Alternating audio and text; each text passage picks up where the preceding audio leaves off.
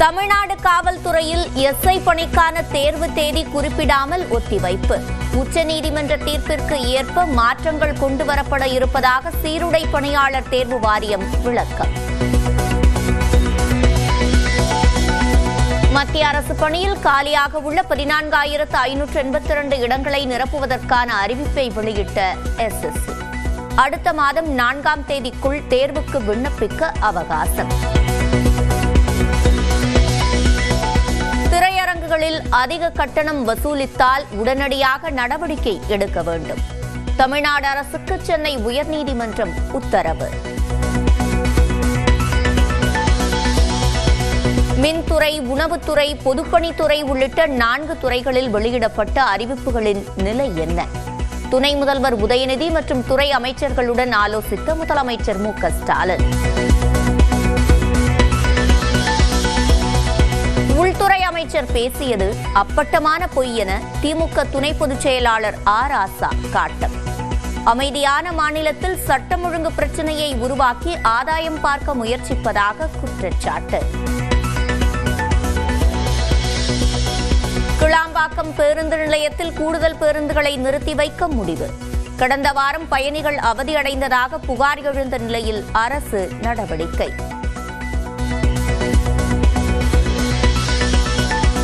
Operation Sindoor குறித்து உலக நாடுகளுக்கு எடுத்துரைத்த எம்பிக்கள் குழுவை இன்று சந்திக்கிறார் பிரதமர் மோடி. நாடாளுமன்ற விவகாரத்துறை அமைச்சர் கிரண் ரிஜிஜு தகவல்.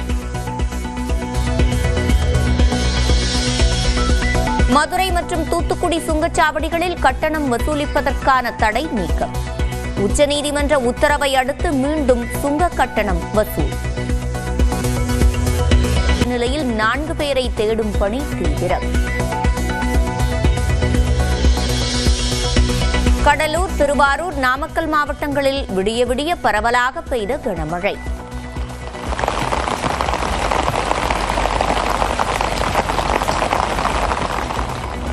திருவண்ணாமலையில் சாலைகளில் மழைநீர் பெருக்கெடுத்து ஓடியதால் வாகன ஓட்டிகள் அவதி.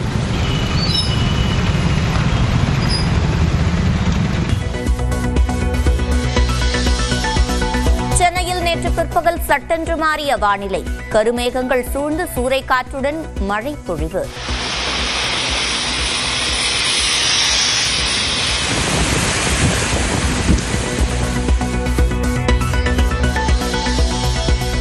ஈரோடு, கிருஷ்ணகிரி, தருமபுரியில் இன்று கனமழைக்கு வாய்ப்பு. திருப்பத்தூர், வேலூர், ராணிப்பேட்டை, திருவண்ணாமலையிலும் கனமழை பெய்யக்கூடும் என வானிலை மையம் கணிப்பு. தமிழ்நாட்டில் சென்னை உள்பட 9 இடங்களில் சதமடித்த வெயில். அதிகபட்சமாக தூத்துக்குடியில் 103 டிகிரி ஃபாரன்ஹீட் அளவிற்கு வெப்பம் பதிவு.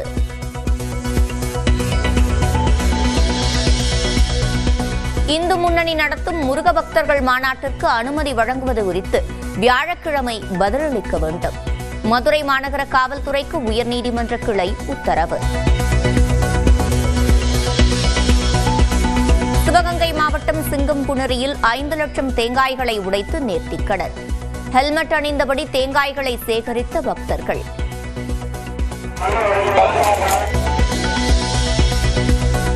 செல்போனில் எந்த மொழியில் பேசினாலும் கேட்பரின் மொழியில் மாற்றித்தரும் நவீன தொழில்நுட்பம். செயற்கை நுண்ணறிவு உதவியுடன் அறிமுகம் செய்துள்ள ஆப்பிள்.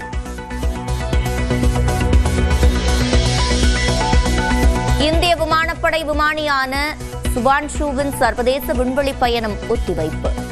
நாசாவில் இருந்து நாளை மாலை புறப்படுகிறது ஸ்பேஸ் எக்ஸ் நிறுவனத்தின் ராக்கெட்.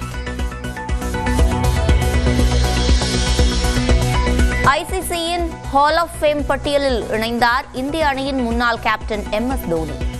சர்வதேச கிரிக்கெட் கவுன்சிலின் கௌரவத்தை பெற்ற 11வது இந்திய வீரர் என்ற பெருமை. தமிழ்நாட்டின் பல்வேறு பகுதிகளில் பரவலாக கனமழை பெய்ததால் வாட்டி வதைத்த வெயிலின் உஷ்ணம் குறைந்து மக்கள் சற்று நிம்மதியடைந்தனர்.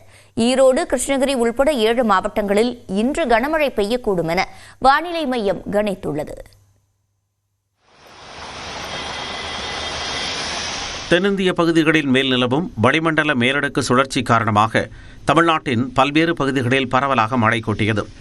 சென்னையில் நேற்று பிற்பகல் வரை வெயில் வாட்டி வதைத்த நிலையில் மதியம் திடீரென வானிலை மாறி வள்ளுவர் கோட்டம், ஆழ்வார்பேட்டை, பாரிமுனை, கோடம்பாக்கம், பெரம்பூர், புளியந்தோப்பு, கொடுங்கையூர், வியாசர்வாடி, கொளத்தூர் உள்ளிட்ட இடங்களில் சூறை காற்றுடன் மழை கொட்டி தீர்த்தது.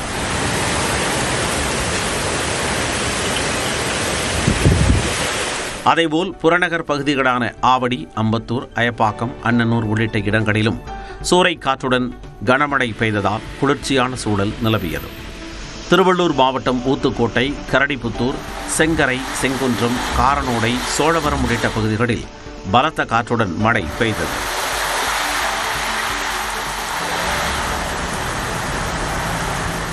அதேபோல் திருவண்ணாமலை மாவட்டம் வேங்கிக்கால், நல்லவன்பாளையம், ஏந்தல், செய்யாறு உள்ளிட்ட பகுதிகளில் காற்றுடன் கனமழை கொட்டி தீர்த்ததால் ஆங்காங்கே மரங்கள் முறிந்து விழுந்து போக்குவரத்து பாதிக்கப்பட்டது.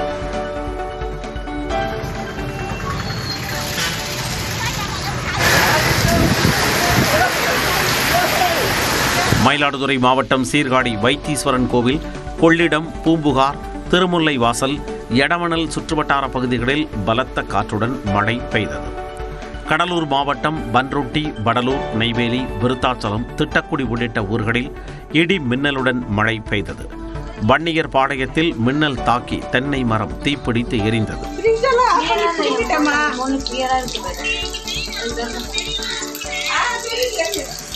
நாமக்கல் மாவட்டம் ராசிபுரத்திலும் இடி மின்னலுடன் பலத்த மழை பெய்தது. பெரம்பலூரில் வேப்பந்தட்டை, ஆலத்தூர், வேப்பூர், குன்னம் உள்ளிட்ட பகுதிகளில் இடி மின்னல் மற்றும் காற்றுடன் மழை பெய்ததால் மின்வெட்டு ஏற்பட்டது.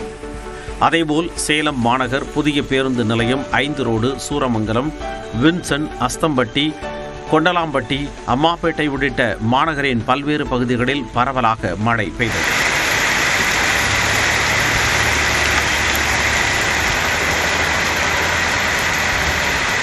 இந்நிலையில் தென்னிந்திய பகுதிகளின் மேல் வளிமண்டல மேலடுக்கு சுழற்சி நிலவுவதால் தமிழ்நாட்டில் வரும் 15ஆம் தேதி வரை கனமழை நீடிக்கும் என கணிக்கப்பட்டுள்ளது.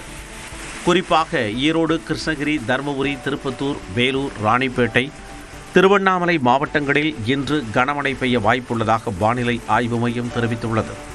இதன் நீட்சியாக தஞ்சாவூர், திருவாரூர், நாகப்பட்டினம், மயிலாடுதுறை, திருச்சி, அரியலூரில் நாளை கனமழை பெய்யக்கூடும் என கணிக்கப்பட்டுள்ளது.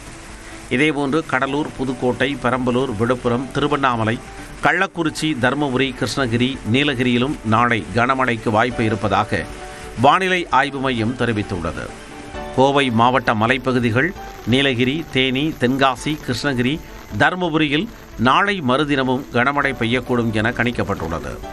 திருப்பத்தூர், வேலூர், ராணிப்பேட்டை, திருவண்ணாமலை, திருவள்ளூர், காஞ்சிபுரத்திலும் வியாழக்கிழமையன்று கனமழைக்கு வாய்ப்பு இருப்பதாக வானிலை ஆய்வு மையம் தெரிவித்துள்ளது. சென்னையை பொறுத்தவரை வானம் மேகமூட்டத்துடன் காணப்படும் என்றும் ஓரிரு இடங்களில் லேசான மழைக்கு வாய்ப்பு உள்ளதாகவும் கணிக்கப்பட்டுள்ளது.